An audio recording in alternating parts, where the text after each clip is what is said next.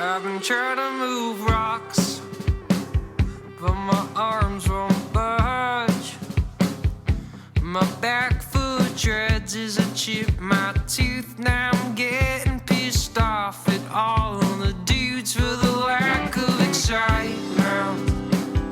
Like a package at mom's sent, being left on the porch and out in the rain while overlooking for love. But now you're looking insane in front of strangers' apartments.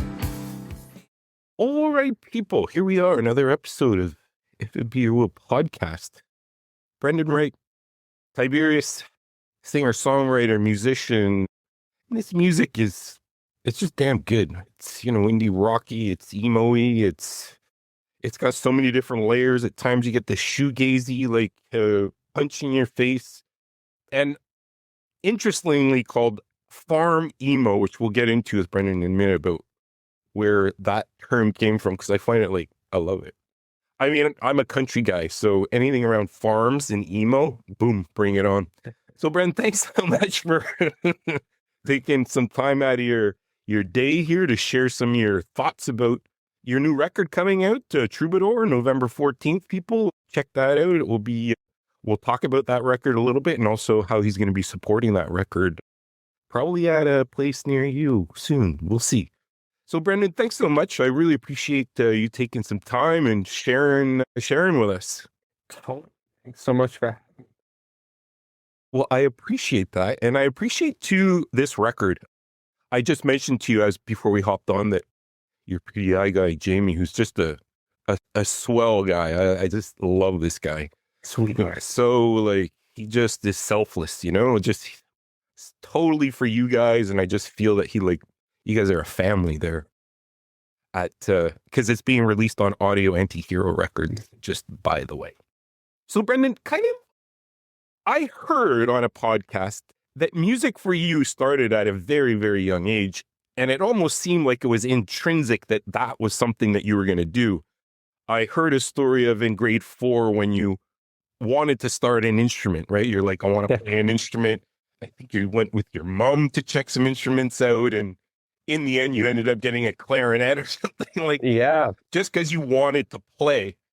Could you open that box up a little bit and what was it about music that just grabbed you by the heart and your emotions and were just like, I want to produce music. I want to. That's really interesting. I don't know. I think, the thing with that, I think there was in third and fourth grade in the Rutland City Public Schools, you could start to play an instrument. And I think third grade was the orchestra. You could start with violin, viola, cello, bass. And I kind of missed that train. And I think it was fourth grade. I really want to do something in the band, like the woodwinds. Right. And I wanted to do, I think the saxophone was the thing that stood out to me the most. And I think my mom was looking at a catalog and was like, well, the saxophone's a little expensive. Maybe we'll try the clarinet. It looks like it's a little cheaper. Because, she didn't know if it was going to stick or not. Sure. And so we went and I started clarinet. And I actually met waiting, I remember in line, one of my who became my best friend in high school and lifelong best friend. And first bandmate was my pal Jordan Tannen. And she and I grew up playing the clarinet together. And then eventually when we kind of got into middle school and we both kind of had our musical awakenings and kind of started to develop our own tastes, we ended up we learned the guitar together. And along with her brother Noah, we formed a little band, a little garage band. And that's kind of when we really got into the music thing. Amazing. And can you what was it about music that still today, music is not an easy business, if you're looking to expand and, conquer the world, right? What was it about the music that allowed you to look beyond all of that? And that it was it must have been a very intrinsic internal thing that you were just told to do. What was it about music, when you were younger, that was so appealing for you and that kept it alive into high school and then onward and records, and now you have a new record coming out November 14th.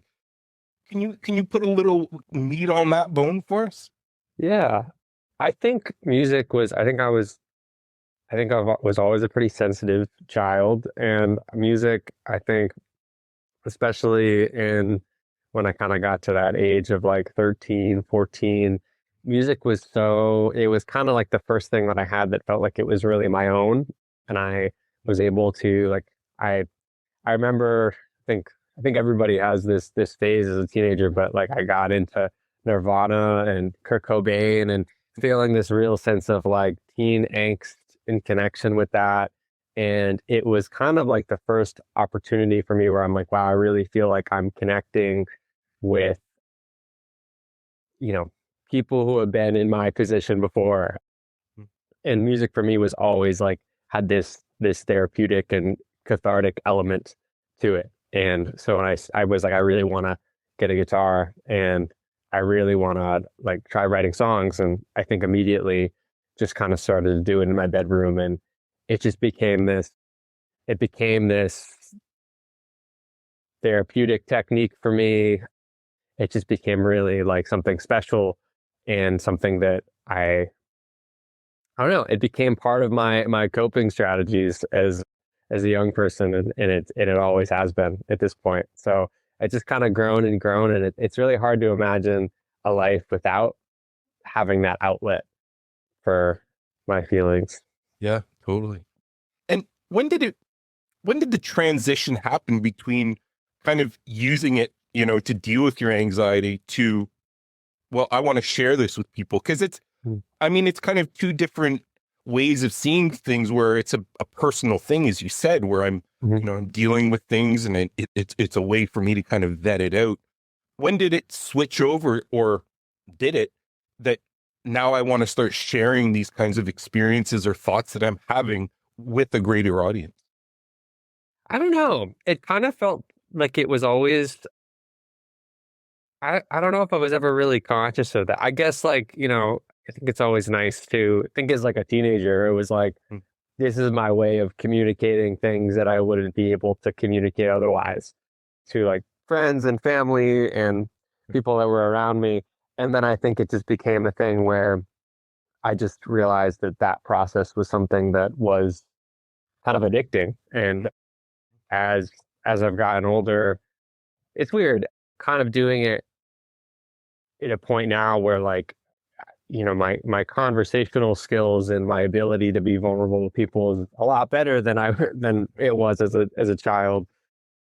And I think that I think my communication can be, it's much better and more appropriate to communicate it kind of more at face value for like, I'm trying to tell someone, oh, I'm upset about this, but there's something about that, like cathartic sharing and trying to like, before it was like almost like sharing journal entries, and now it's more like I'm trying to write songs that feel like speak to maybe something that is a little more broad or a little more general that I relate to, and that maybe anyone else who's in that area could also maybe grab onto. Probably like half the world, or more than half the world, really, right? I mean, we're seeing like anxiety rates anyway in our youngest people, how they're dealing with it. And it's I appreciate that, because I'm in education, and I believe you're in education as well. And we are exposed a lot to these young people and just the stresses, and some of your story is ringing true to me also. So, I think these are universal feelings that we at times feel like, no, it's just me. But in reality, it's, there's thousands, millions of people that have these similar feelings. Totally. Yeah. Totally. And it brought me to this lyric too, which I loved, and it comes from SAG. Why do I try to keep on trying? Yeah. Is that kind of like where the headspace you were in, kind of like figuring out, should this be personal? Should I open the doors up? Should I not? It sounds like you're kind of still like battling, even in this latest record, of your place, or what's too far, or is this too, personal? Should I pull back a little bit? How do you manage all of that? Like, when do you know when a song can be like, okay, I don't mind if everybody listens to this and sings along to it at a show, as opposed to a song that you'd be like, just don't know if people are ready for this. Like, I navigate that. I feel like this is, yeah, I think this particularly is one of those records where I was feeling that a lot throughout the whole process.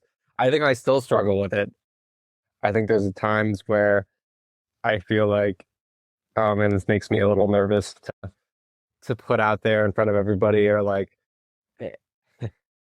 there's this joke with someone who's come to some of our shows where like we'll play a set, and I'll feel like, especially if the song is really fresh, like I've just like kind of like confessed my heart out, or I've like got naked on stage, and then people come up and be really nice and be like, oh, nice job, and they're really positive, but I'm just like feel totally embarrassed and naked. And we were joking about, it's like, it just feels like it's weird if people are so positive about it after. And then this person was like, well, next time I see you, I'm going to say, oh, I'm so sorry. And so every gig I see them when we play, they're like, I'm so sorry. but yeah. Yeah, I don't know. I think it's hard. I think the concept of songwriting is something that I'm always kind of like thinking about. And I think particularly in relation to, the music industry, or like the practice of releasing music, and how when you really think about the semantics of all of it, it's really strange to kind of be like, okay, here's this like really personal thing that I experienced. And, I think on one level, I think it's really beautiful to share that maybe vulnerable experience or that creative experience with an audience. But then there's this other level of like being like, okay, like this is a terrible thing that happened to me. And like, if you could just like stream it and share it and play it and, market it. And that gets to a place where it feels really like you're taking something and really commodifying it in a way that feels really weird. I think I struggle with that a lot. A bit more removed though from that, because I mean, you write a lot of songs, or you started writing a lot of songs on your own, right? You're very much a do-it-yourself artist, and you were in control of a lot of what was going on. When did the evolution start where you wanted to open those doors up to other collaborators come in? And you had mentioned that you had a very, one of your best friends that you guys eventually became into a band with. And like, how do you know when, like, what was the timing knowing that I want more collaborators to come in? Because I don't, was it too intimate? Was it like too hard to remove yourself from what you were doing? Or I don't know. I'm just, can you fill in on that? Well, I started doing Tiberius when I was like 18, about 10 years ago. Right. And I was just, I had this band with my friends in high school, and we were all going off to different schools. And so I wanted to keep doing music in college, and started kind of doing Tiberius as like, I'm just gonna, I recently discovered, I can do garage band loops. And I thought that was the greatest thing in the world. And really just started making all these demos in college, and the songs could get I was really like, there's no limitation of these things. They can get really out there at this point. And so we're really digging deep. And then I think towards the end of college, I felt really uncomfortable with the idea of dictating parts to people, or being like, for people to take up their time to play my music felt really kind of selfish or self-centered, self-absorbed. And I had a friend who was like, actually, like, I think these songs would be really good to play in a band. And if you want, like, I'll get some people together and we can play it. And I didn't think it was going to work, but I was like, if you get people together, like, I'll give it a shot. And we did, and it actually was really fun. And one of the people that came to that first session was our bass player and one of my best friends, KP, Kelvin Polite, who's just kind of stuck by the project for all of these years. And that kind of first iteration of the band only lasted like about 6 months or so, because it was towards the end of college. But I moved to Boston, and the intention was like, I really want to keep doing more band related stuff. And the pandemic happened, kind of slowed that process down a little bit, did it more on my own. But then in 2021, I really started to get some folks together here, and it became a much more collaborative process at that point, because it's hard to be a band of people when you only got yourself. So it's nice to play with the pals. Pond, was that the first collaborative record? Yeah, I would say so. There was a few records, like there was one record in college where I had my friend Noah from my first band come and play drums on, but this was the first record that really I'd had kind of more bones of songs, and one of my drummers, Ben Carell, and I kind of started to workshop stuff together, and he helped come up with drum parts and form. And the person who was playing guitar with us at the time, Christian Pace, added a ton to their guitar playing and the parts that they were right. And Kelvin added so much with their bass parts. And all of a sudden it went from just being these songs that I would just create. And I guess on the recordings, a lot of it would be overdubs that I do in my room, but they all had so much more they were all birthed out of much more of a band, more of a live band experience. And that record and those songs wouldn't have been anything without the people that I was playing with at the time. Yeah. And a solid record too. I mean, I've been listening to it quite a bit, just getting ready for our chat. And I mean, I even went back into 2015 and I looked at Trial and Error. I mean, oh my God, yeah. It's really solid songwriting there, Brendan. It has that seed of what was to become. I've seen such a beautiful evolution. And even, like I said, I had the opportunity to listen to the new one coming out in November, Troubadour. And I mean, the growth in it is unbelievable. Just from an outsider this is the first time we've ever chatted, but I feel that through the music. I guess my question is how did Troubadour come to be? Because Fish in a Pond was 2023, and then 2 years in between Troubadour coming out now. What were the circumstances that brought this record to life? That's a good question. Fish in a Pond was kind of created over those 2021, 2023. Was really inspired by doing a lot of these house shows in Alston, Brighton with that group of musicians I was talking about. And then Ben and I had kind of started doing some demos we'd written a couple of songs. We'd done Sagged and Felt and Tag, and those were kind of the first couple on the record. And then I ended up taking some time, took a few weeks to do some traveling in the summer of 2023. And I kind of was it was a real time of transition. Our guitarist Christian was moving to New York. I was off I work as a teacher, and I was off for the summer, and I just had a lot of time to kind of just do some more songwriting at home. And I also had a really nice Neil Young phase going on around the same time. And I just started demoing a lot more of these, I guess more rustic inspired tunes. And a lot of these songs kind of just came really fast. And it was Fish in a Pond was coming out, but all of a sudden I was okay, I have all these new songs I want to start getting into.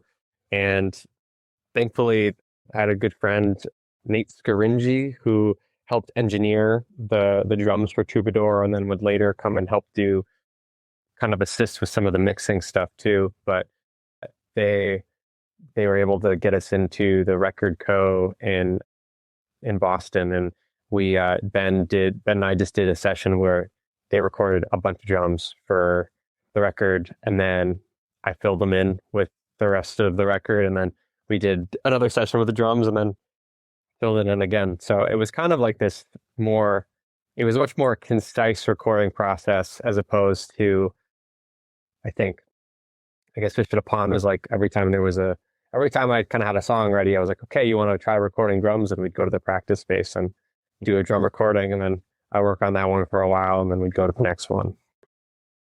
I think that a lot of them start with a melody and guitar chords, and I'll sing. And if it feels good to sing and to play, I'm usually like, okay, this feels like it has a lot of potential, and I'll do that for a bit. And then I think that a record usually comes to be when I've written, a group of songs, and I start to kind of notice a theme or a trend or maybe kind of a topic that's going on. And then from there, it feels a lot easier to kind of like put together a body of work.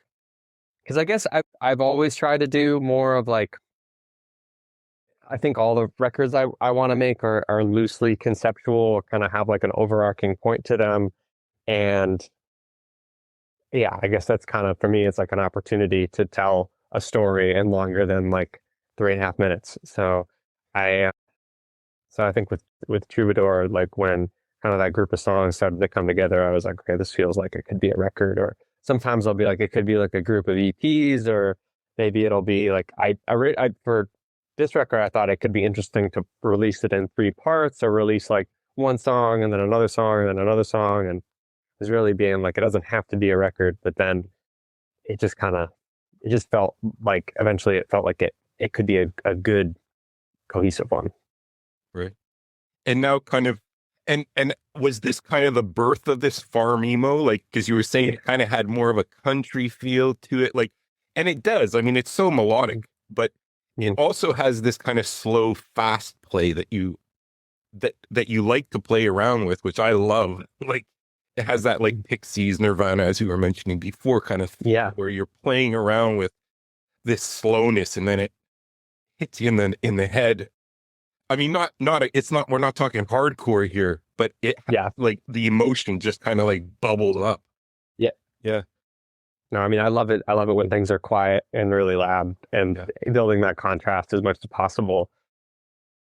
Yeah. I guess the farm emo thing, I think just like people are always like, what kind of music do you play? Or, like, what's the genre? And like, it's always weird to say like, oh, I play like indie rock, but I think that they're all kind of like, if you strip them all back to their bare bones, they're all kind of like, they're like folk songs or like singer-songwriter-y songs, but they're very emotional, and they're very like, can get very loud and distorted and fuzzy. And I think no matter what, I think I'm always gonna like, there's always that temptation to like click on the distortion pedal, or like, what would it sound like if it got really crazy here? Right. And I think I can't help myself with that usually when it comes to the writing. So I think that the farm emo thing came out of the idea of like, okay, it's like, it's emo-y, but it's not quite like Midwest emo, but it's got a little country folky in there, but it's not quite that either.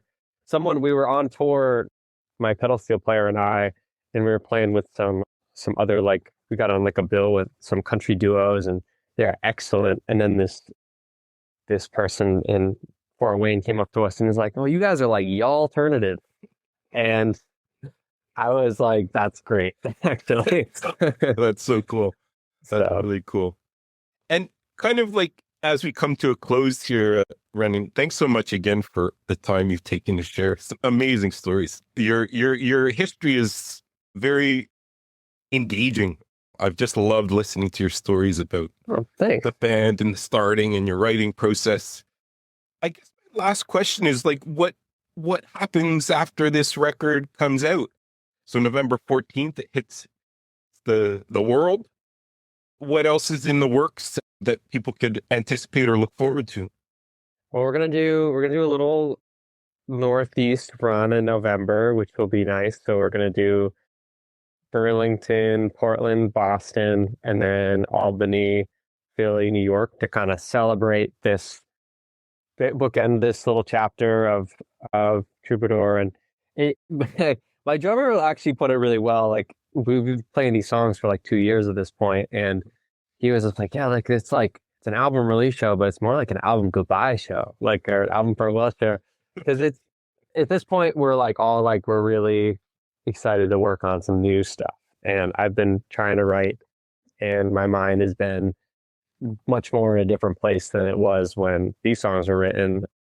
A really different place, actually. But I think I'm really trying to start working on writing some new tunes and writing some new music. And hopefully, I definitely don't want to stop playing these tunes or stop doing this record, because I'm hoping that we can continue to expand. And I definitely want to do some more tours next year. And kind of in the meantime, where we're milking this era. I look forward to I'm still really loving this because, and people are going to love this. You're going to love this full record. There's 4 singles out on it, but listening to it from start to finish is just a real treat. Excellent songwriting, excellent bandmanship. You guys sound tight and like on the same wave throughout this record. And I hope I get to see you guys live. Maybe down the road, you'll head north a little bit and come up to us. And I just wish you all the best with this release. I know that these are a lot of work, these records, and then the day comes and then goes. And it's like, what happened? What's going on? But the effort is always memorialized forever. So I'm glad that this effort is going to be a part of our world for, till it ends, really. So I appreciate that. And good luck on the tours too. I hope that gets the attention it deserves. People go and check out Tiberius, buy a record or a cassette or a shirt, go see the show, go and say hi to the guys. These are all important things for these bands that are particularly independent, and they rely on these live performances. Take care of yourself. Yeah, it's been a real pleasure. I hope that when the next one drops, we can continue this conversation.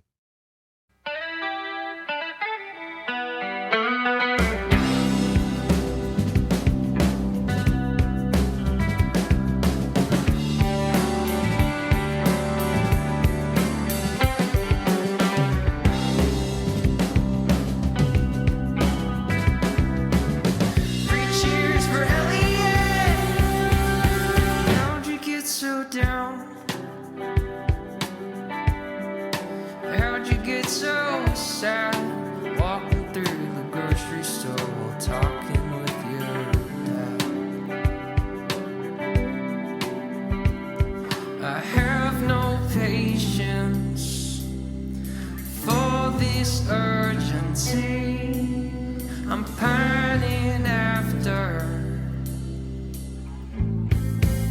too many